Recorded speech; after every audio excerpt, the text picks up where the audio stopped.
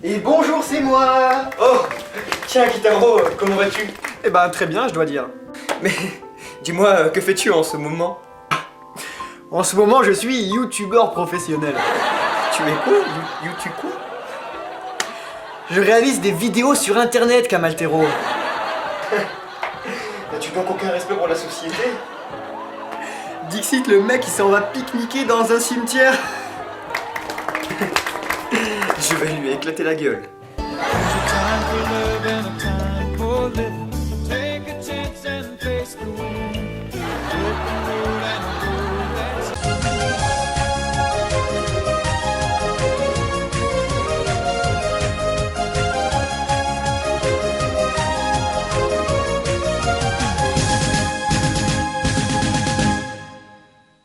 Salut tout le monde, c'est Kitaro Et c'est Kamaltero. Oh mon corbeau, yeah. Aujourd'hui, vidéo hypothèse, vous avez vu le titre, hypothèse sur Jinbei, le prochain Nakama. Alors bon, on a aussi envie de dire que cette hypothèse, on l'avait faite il y a longtemps, au tout début de notre chaîne. Les puristes du Mont Corbeau le savent très bien. Et comme on a trop la haine contre YouTube, et ben on la reupload, on reprend le texte, on l'a fait différemment. Mais c'est exactement ce qu'on avait fait il y a environ 8 mois. C'est parti, la. Waouh, vas-y Kitaro, balance le son. Tac tac. On commence avec le 10e Nakama et puis ben même vous avez bien lu le titre, vous avez équillé votre curiosité et vous avez eu bien raison, tip top trop raison même, parce qu'on va parler du fait que Luffy n'a pas eu de Nakama depuis Thriller Bark. Et ça pose un petit problème de crédibilité pour le prochain puisque ben, il n'aura pas vécu énormément d'aventures comparé aux autres et qu'il y a un énorme espace entre le dernier. Bref, vous avez compris de ce qu'on veut dire, mais c'est normal étant donné que c'est un nouveau, bref. Le souci c'est que ce fait là a fait couler beaucoup d'encre sur internet et a créé de nombreuses théories plus ou moins bidons. Ouais, c'est vrai, parce que depuis le Nouveau Monde, en fait depuis que les Mugiwara sont arrivés dans le Nouveau Monde, tout le monde y est passé, que ce soit César, que ce soit Violette, que ce soit Rebecca, que ce soit Wanda et même maintenant Carotte quoi les amis.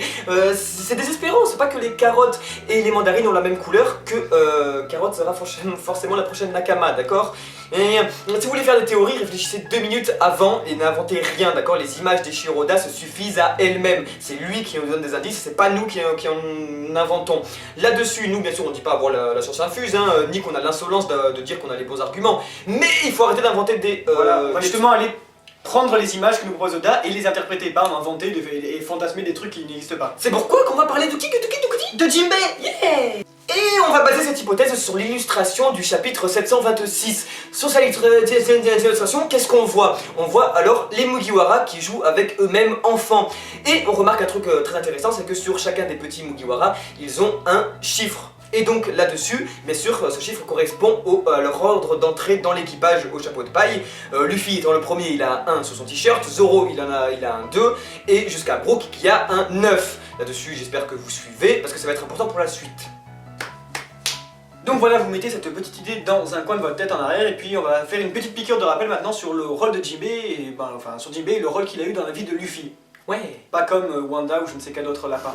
Et du coup, le truc c'est que Jinbei a sauvé à 2 reprises déjà la vie de Luffy. La première étant à Marineford contre les mains de Sakazuki, où vous êtes tous au courant. Et la deuxième, c'est également à l'île des hommes poissons en lui offrant son sang. Et c'était un moment très fort, très symbolique, et c'est d'ailleurs à ce moment précis que Luffy lui proposait alors de rejoindre son équipage. Il a accepté indirectement, lui disant qu'il avait quelque chose à faire avant et qu'il accepterait après avoir réalisé cette chose, et puis c'est ce petit truc qui nous intéresse justement. Et oui, en effet, Jinbei a bien quelque chose à faire, puisque c'est durant l'arc de Dressrosa qu'on apprend ses mini-aventures et qu'il aide un poisson-chat géant à retrouver son petit chez-soi. Et oui, et c'est dans cette mini-aventure qu'on trouve quelque chose de très intriguant, qui est quand Jinbei sauve les rois des mers, tout le tralala, il est avec des humains et il est en contact avec un enfant, ou bien l'enfant est toujours près de lui, proche de lui, et cet enfant a un putain de 10 sur son t-shirt. Alors bon, qu'est-ce que ça veut bien vouloir dire? Et là-dessus, c'est ce qu'on veut revenir au début de la vidéo, ce qu'on disait, ce n'est pas laissé au hasard. Shiroda n'a pas fait ça au hasard. Pourquoi il aurait marqué un 10 sur un t-shirt et pourquoi pas un 153 000 ou pourquoi pas un 2 ou pourquoi même pas la gueule de Kitaro dessus? On sait pas. Et donc voilà, ce n'est pas laissé au hasard, le mangaka veut bien nous dire quelque chose. Alors pourquoi ce 10? Qu'est-ce que ça veut bien dire? Et bah ça veut sûrement dire que, vous avez bien compris, on ne prend pas pour des cons, que ce sera sûrement le 10e Nakama, comme Brook avait un 9, Zoro avait un 2 et Luffy avait un 1 sur son t-shirt. Voilà, c'est un indice, ça peut être sympa à voir, ça, on y réfléchit. Autre chose d'important. Oui, le truc c'est que maintenant il nous faut un lien pour rejoindre Jinbei et les Mugiwara, et bien c'est exactement ce qui se passe puisque dans sa mini-aventure, en plus d'être constamment harcelé par un petit gosse, et ben maintenant il a trouvé un poneglyphe. et un poneglyph, ben putain, c'est pas rien quoi. Du coup, une fois mis sur le dos de Wanatsume, celui-ci se dirige on ne sait où, et puis on pourrait imaginer qu'il va rejoindre les Mugiwara dans le but que Robin puisse déchiffrer le poneglyph, puisqu'il est au courant que Robin, etc. est dans... C'est la seule personne qui peut déchiffrer, donc Voilà. forcément il va vers les Mugiwara. Donc voilà, et puis on imagine que peut-être que c'était c'est à ce moment-là qu'il réitérera la demande de pouvoir aller dans les Mugiwara, etc. Et que... Alors pourquoi Jinbe est-il le meilleur candidat? Et oui, bonne question ça, Kitaro. Merci. Tout simplement, sa force est plus qu'acceptable pour entrer dans l'équipage. C'est quelque chose de très intéressant parce que c'est la seule qui se hausse au niveau des trois furies, des trois Monstres. les trois monstres, voilà, qui sont Sanji, Zoro et Luffy. Et là-dessus, depuis l'arrivée de Sanji dans l'équipage, on n'a jamais eu de personnage vraiment très puissant dans l'équipage. De plus, son style de combat est tout simplement unique. Ouais. Et le quartier des hommes poissons et tout ne volerait pas la vedette à d'autres Mugiwara, comme par exemple Carrot pourrait voler la kawaii attitude de Chopper, ou bien même un samouraï de Wano pourrait voler le style de combat de Zoro ou quoi. On dirait bon deux épéistes, deux kawaii, on s'en bat les couilles. Alors que là non, un homme poisson, un quartier des hommes poissons c'est cool. De plus, le contrôle de l'eau et l'appel de la faune aquatique serait quelque chose tout simplement d'indispensable dans la navigation du nouveau monde. Jinbe, I want you. Mieux encore, eh bien, un point ultra important, c'est qu'en plus d'être un excellent combattant en physique, etc., eh bien, c'est un atout politique essentiel. C'est-à-dire que les Mugiwara pourraient être un des premiers équipages, à la façon déjà de celui de Barbe Blanche à l'époque, et puis de Kaido avec Jack et tout ça en ce moment, d'avoir un homme poisson, une race inférieure dans son équipage. Et ça, c'est surtout au milieu d'humains, quand même. Voilà, au milieu d'humains, c'est-à-dire on vous côtoie, c'est un peu particulier, et c'est un truc qui irait directement à l'encontre de la volonté du gouvernement mondial, par exemple, qui essaie d'irriguer avec sa propagande tout le temps des mauvaises images sur les hommes poissons, et ça correspondrait totalement au caractère de tête brûlée un petit peu de Luffy, qui décompose les idées préétablies et qui n'aura strictement rien à foutre d'avoir un personnage d'une couleur de peau différente, de volonté de plein de trucs comme ça, et puis pourquoi pas un homme poisson du coup. Voilà, et surtout, en fait, cette amitié serait le symbole d'une possible cohabitation entre hommes-poissons et humains, parce que comme vous savez, Luffy est déjà pré-coupable de la future destruction de l'île des hommes poissons, et donc là-dessus les hommes poissons seraient alors obligés avec Noah de remonter à la surface et de cohabiter avec les humains. Et Luffy, lui, pourrait dire oui, c'est possible. Voilà, et du coup il deviendrait l'exemple et le symbole, l'origine, la genèse de la bonne cohabitation terrestre entre toutes les races, etc. Luffy Mandela quoi. Et donc voilà, pour conclure, eh bien, on constate que Jinbe, en plus d'avoir des capacités physiques excellentes, d'être un symbole politique et tout ça, eh bien, a un rôle important dans la vie de Luffy. Et du coup, je reviens à ce que je disais au tout début de la vidéo, que le prochain Nakama, il serait un petit peu mal vu, parce que du coup, il aurait pas tellement sa place, étant donné que Brook, le dernier, ça fait déjà belle lurette qu'il est là. Et ben non, parce que Jinbe, ça fait quelqu'un qui est déjà très bien introduit dans l'histoire, et on le verrait pas du tout faire tâche dans l'équipage, par tout ce qu'on a explicité dans cette vidéo. En plus de ça, avec le symbole qui est comme Luffy, il laisse très souvent sa patte à la manière de sa statue, adresse son ça, etc. Et ben on le verrait très bien comme le symbole écrit dans l'histoire de la cohabitation, le début entre les deux races, etc. Et puis c'est le début de la liberté.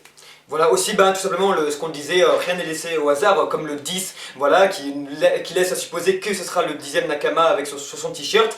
Encore une fois, là on prend des éléments véritables, d'accord, ce sont des vrais, on se base, on va dire, sur des éléments qui existent vraiment dans le manga, on n'invente rien, il faut arrêter de fantasmer les amis, il faut arrêter de faire des hypothèses, c'est un peu un coup de gueule, mais il faut arrêter de faire des hypothèses tous les jours, toutes les semaines et tout, juste pour faire de la YouTube money, alors qu'on sait pas du tout ce qu'on dit, ça sert à rien d'inventer des trucs alors qu'on n'a absolument aucune preuve. S'il vous plaît, arrêtez quoi, soyez cool. D'accord, quand elles sont pas construites et qu'elles durent 30 secondes, c'est pas très intéressant, voilà. Mais après, il faut d'abord aborder les points que nous offre l'auteur, que nous offre l'œuvre. Il faut pas s'aborder sur des trucs qui sont fantasmés et qui n'existent pas pour essayer de résoudre un problème qu'on aimerait, qu'on s'invente nous-mêmes en fait. Ça correspond pas du tout à la chose.